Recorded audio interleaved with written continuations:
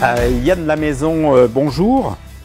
Vous représentez l'association Mountain Rider qui sera l'animatrice d'une table ronde qui se déroulera pendant le Festival international des métiers de montagne le vendredi de 10 h à 12 h, le vendredi 20 novembre, sur le thème « Tourisme durable, une montagne zéro déchet ».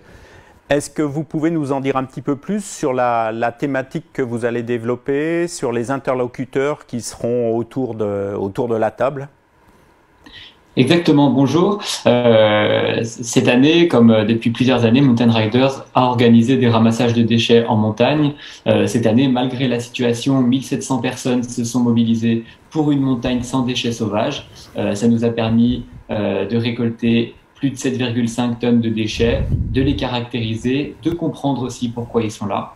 Et le 20 novembre, ce qu'on veut essayer de faire, c'est de faire un bilan de ces actions avec les acteurs qui ont participé à cette campagne placée un peu sous le signe du protocole sanitaire, mais qui a été un grand succès malgré tout. Il y aura donc des acteurs institutionnels, des acteurs du territoire, des acteurs privés et des associations qui se sont mobilisés cet été pour une montagne zéro déchet.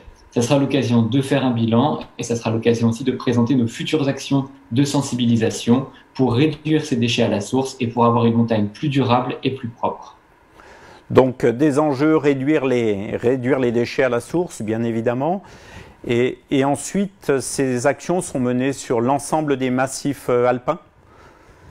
Exactement, l'ensemble des massifs alpins, mais au-delà, l'ensemble des massifs de montagne sur le territoire national.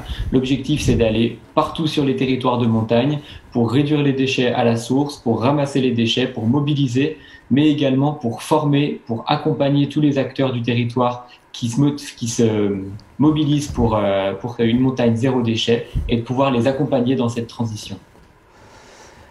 Donc c'est une action menée par essentiellement des bénévoles que vous motivez pour rejoindre et participer à ces activités de ramassage de déchets?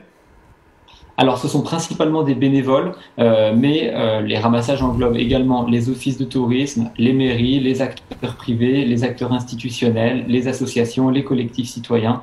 L'idée, c'est de regrouper absolument tout le monde, de pouvoir mettre tout le monde autour de la table et leur dire voilà comment on peut nous accompagner au ramassage de déchets, voilà comment on peut organiser les événements, que ce soit dans les Alpes, dans les Pyrénées, dans les Vosges, etc.